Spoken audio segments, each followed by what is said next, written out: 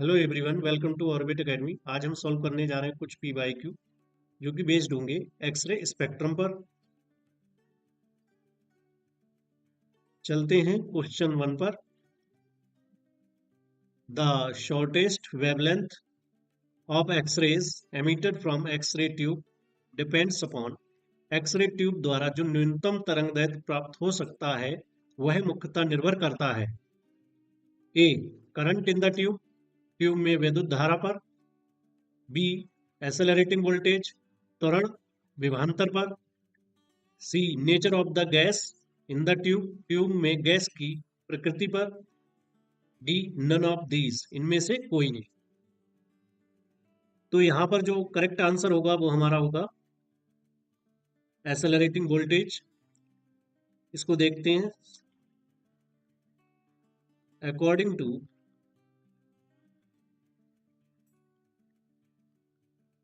ब्रेनहर्ट law,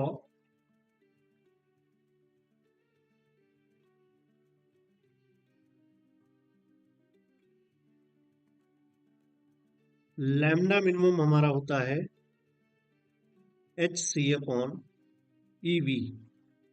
इसको और simplify करेंगे, जब हम वैल्यूज रखेंगे इनकी तब हमें मिल जाएगा ये 12,400 डिवाइडेड बाई एक्सेलरेटिंग वोल्टेज, और ये जो आंसर आएगा एंगस्ट्रॉम में आएगा।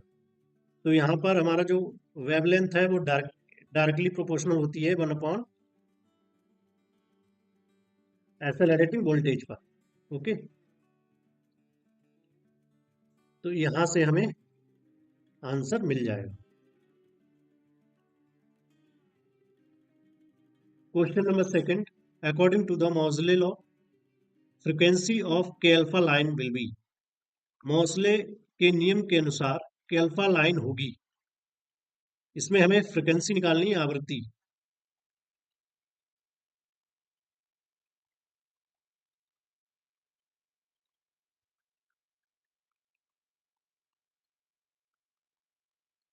अकॉर्डिंग टू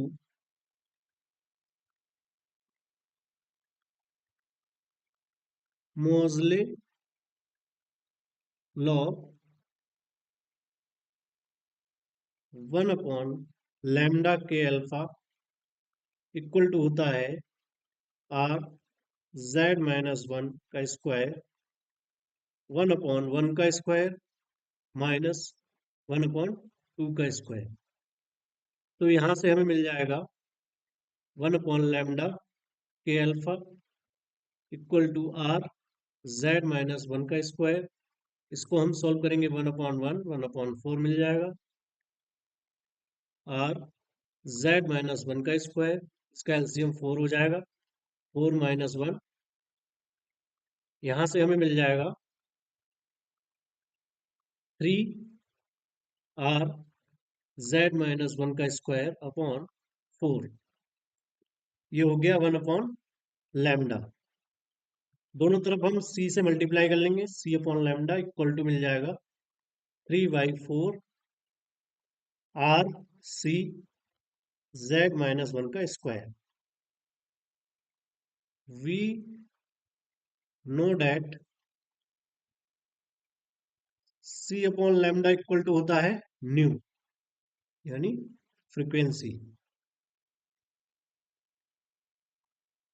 तो फ्रॉम इक्वेशन 1 से यहां से हमें मिल जाएगा nu equal to 3/4 R C Z-1 square. तो यहां से हमें करेक्ट आंसर क्या मिल जाएगा? C, 3/4 CR Z square. तो सी हमारा करेक्ट आंसर होगा। चलते हैं क्वेश्चन नंबर 3 पर। If 50 kilovolt is applied in an X-ray tube, the minimum wavelength for X-rays will be nearly. अगर एक एक्सरे ट्यूब में 50 किलोवोल्ट लगाया जाता है तो एक्सरे के लिए न्यूनतम वेवलेंथ लगभग होगी। तो इसको हमें सॉल्व करना है। According to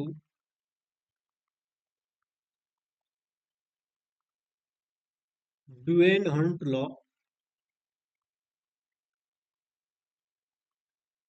lambda minimum equal होता है सी अपॉन ईवी।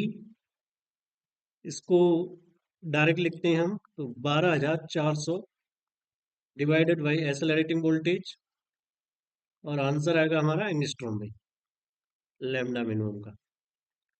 वी हमें गिवन है 50 किलोवोल्ट, ये निकल के आ जाएगा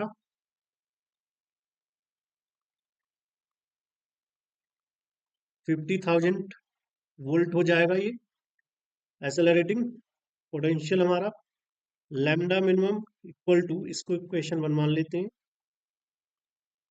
12,400 डिवाइडेड बाई 50,000, यहाँ से 1.24 डिवाइड बाई 5 मिल जाएगा यहाँ से हमें।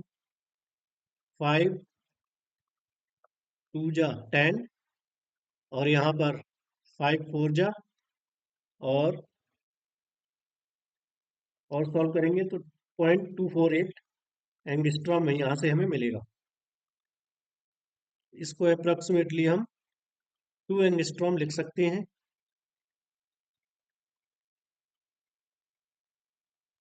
तो यहाँ पर आंसर हमारा हो जाएगा सी। सी करेक्ट आंसर होगा, 0.2 एंगस्ट्रॉम। चलते हैं क्वेश्चन नंबर 4 पर। X-ray emission tube, X-ray is emitted by the acceleration of. X-ray उत्सर्जन नालिका में एक्स-रे किसके त्वरण के द्वारा निस्सारित होती हैं? तो यहाँ पर हमारा जो आंसर होगा, इलेक्ट्रॉन के एक्सेलरेशन के कारण। Okay,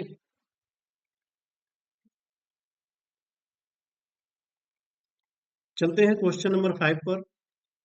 the short wavelength limit of X-rays depends upon nature of target, लक्ष्य की प्रकृति पर, potential applied on X-rays, X-ray किरण ट्यूब के विभव पर, नेचर ऑफ फिलामेंट, फिलामेंट की प्रकृति पर, नन ऑफ दीज, इनमें से कोई नहीं। तो ये ड्यून हंट लॉ पर बेस्ड क्वेश्चन है।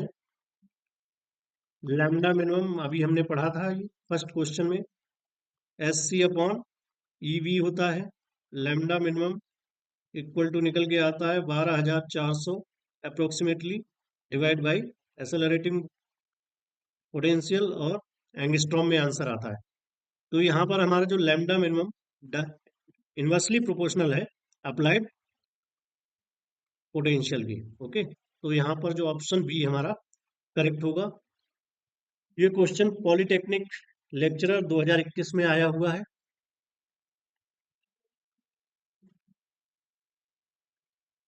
अब हम चलते हैं क्वेश्चन नंबर 6 पर। If kinetic energy of a particle is equal to the rest mass energy, then the velocity of the particle is. यदि एक कण की गतिज ऊर्जा उसके स्थिर द्रव्यमान ऊर्जा के बराबर है तो कण का वेग। तो यहाँ पर हमें वेलोसिटी निकालनी है ऑफ पार्टिकल, वी हमें कैलकुलेट करना है यहाँ पर। काइनेटिक एनर्जी होती है that is equal to gamma minus 1 M naught C square relativistic mechanics में। और जो रेस्ट मास एनर्जी होती है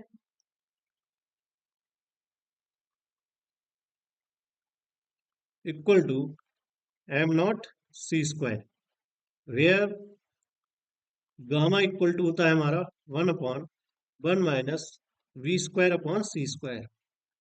वी क्या है? वेलोसिटी है पार्टिकल की। Now according to question,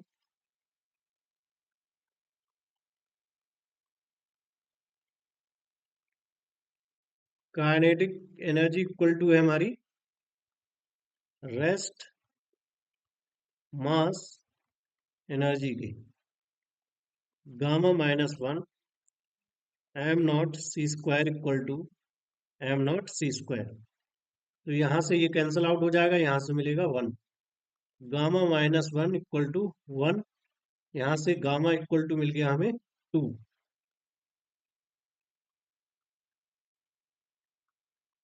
gamma equal to 2, gamma की वैल्यू रख देंगे यहाँ पर 1 minus V square upon C square equal to 2। इसको हम लिख सकते हैं 1/2 equal to 1 minus B square upon C square का रूट स्क्वायरिंग बोथ साइड्स। तो यहाँ से मिल जाएगा हमें 1/4 equal to 1 minus B square upon C square. V square upon C square को इधर ले आएंगे, 1 - 1/4। यहाँ से मिल जाएगा हमें 3/4 B upon C square equal to 3/4। यहाँ से इसका स्क्वायर रूट लेंगे तो B upon C equal to मिल जाएगा √3/2।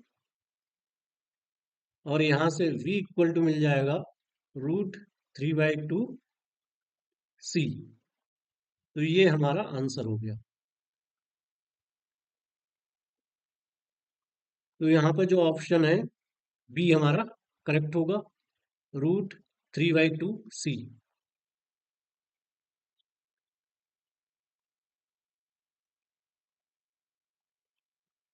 क्वेश्चन नंबर 7 पे चलते हैं। The wavelength of the X-ray line of an element of the atomic number Z equal to 11 is lambda. The wavelength of the K alpha X-ray line, another element of the atomic number Z is 4 lambda. Then Z is परमाणु क्रमांक 11 के एक तत्व की K alpha X किरण रेखा की तरंग दैर्ध्य lambda है। यहाँ पर लैम्डा है।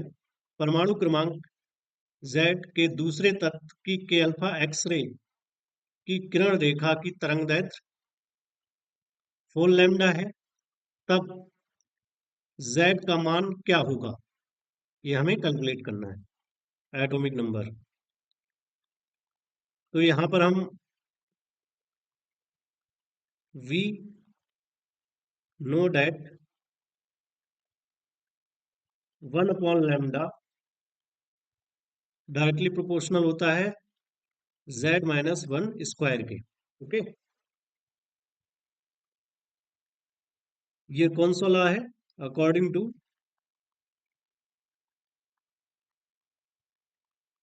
Mauchly law.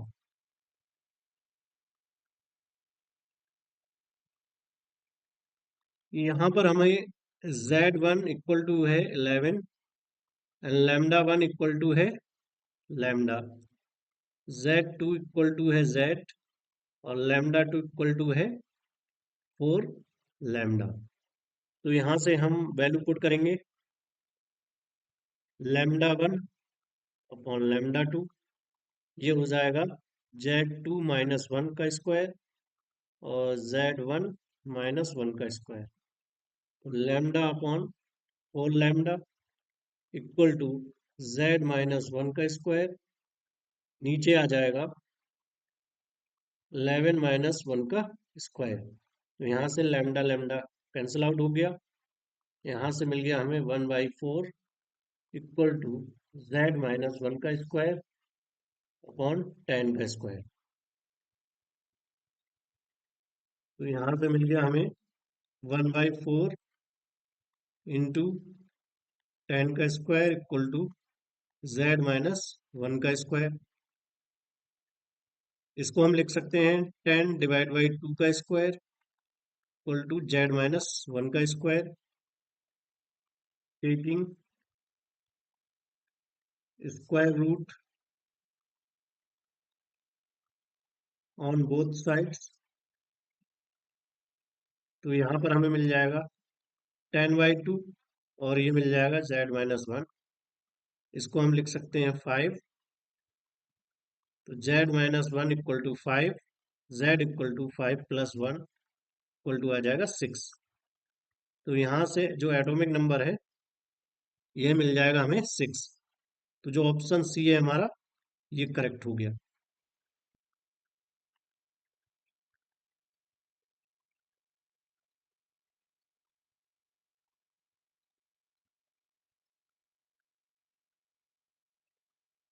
चलते हैं क्वेश्चन नंबर 8 पर। Mark the wrong statement.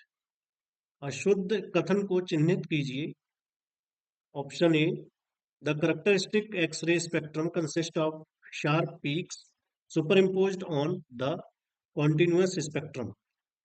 अवलाक्षणिक X किरण स्पेक्ट्रम में सतत स्पेक्ट्रम पर तीव्र शिखर अध्यारोपित होते हैं। Option B, the characteristic X-ray from substances of higher atomic number are of longer wavelength than those from lower atomic number। निम्नतर परमाणु क्रमांक की तुलना में उच्चतर परमाणु क्रमांक के पदार्थों के लिए अवलाक्षणिक एक्स किरण की तरंगदैर्घ्य अधिक होती है। C, X-rays from higher atomic numbers are more penetrating. उच्चतर परमाणु क्रमांक से आने वाली एक्स रे की भेदन क्षमता अधिक होती है। Option D, characteristic X rays are generated when an electron from a higher inner shell jumps to lower inner shell. जब इलेक्ट्रॉन उच्चतर भीतरी कोश से निम्नतर भीतरी कोश में कूदता है तो अवलाक्षणिक एक्स किरण उत्पन्न होती है। तो यहाँ पर जो हमारा ऑप्शन रॉन्ग होगा, ये होगा B.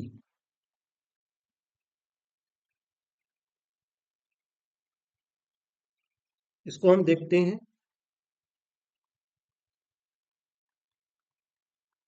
According to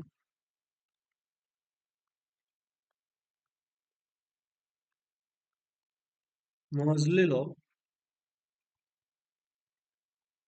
for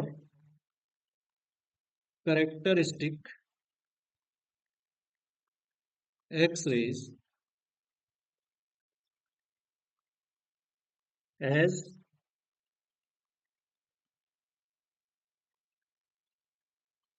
atomic number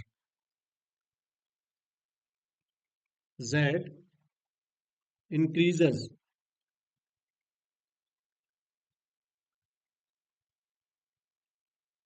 frequency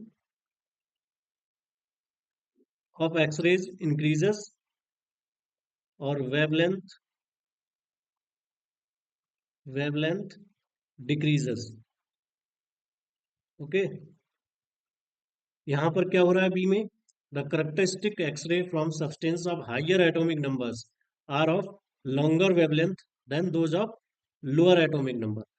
तो हाइयर एटॉमिक नंबर के लिए जो वेवलेंथ होगी वो लो होगी, और लोअर एटॉमिक नंबर के लिए जो वेवलेंथ होगी हाई वेवलेंथ होगी यहाँ पर। ओके, यानी जो है रिवर्स रिलेशन होगा यहाँ पर। ये ऑप्शन, ये हमारा यहाँ पर करेक्ट होगा। Characteristic spectrum has sharp lines over continuous spectrum. C option यहाँ पर, higher Z means shorter wavelength, shorter lambda means high energy, high energy of the X-rays, और more penetrating power.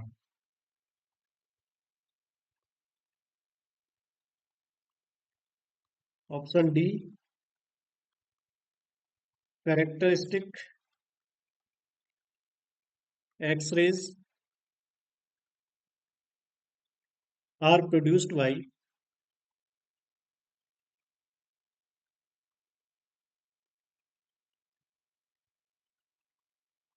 transitions between inner shells। तो यहाँ पर wrong जो है statement हमें बताना है, तो ये जो ऑप्शन होगा बी करेक्ट होगा यहाँ पर। Okay,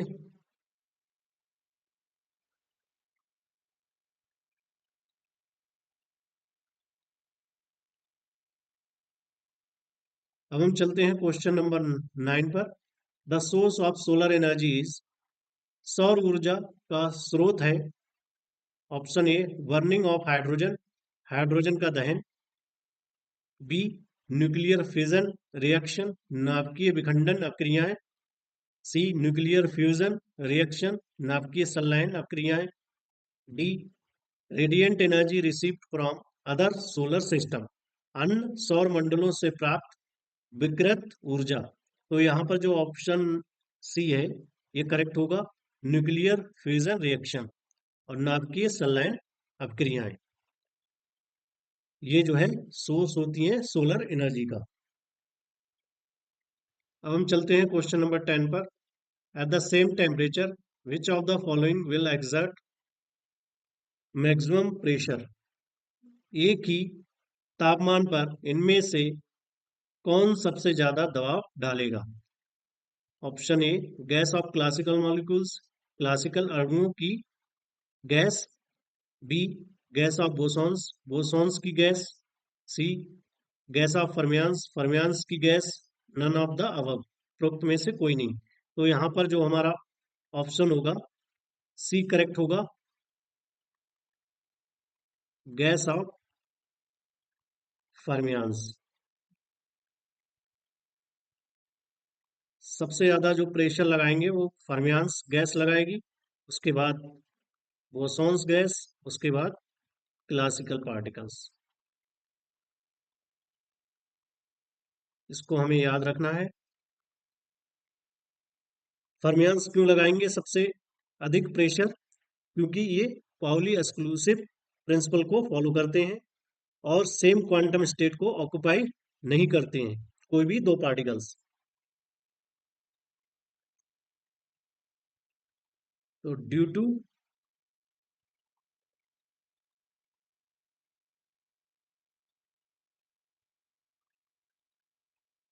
Pauli exclusion principal,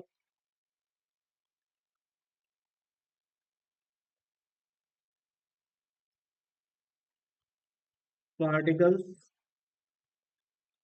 can not occupy the same quantum state.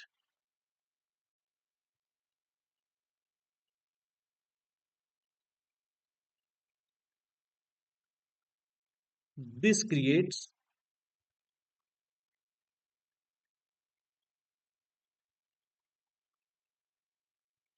Additional degeneracy, degeneracy pressure. Okay,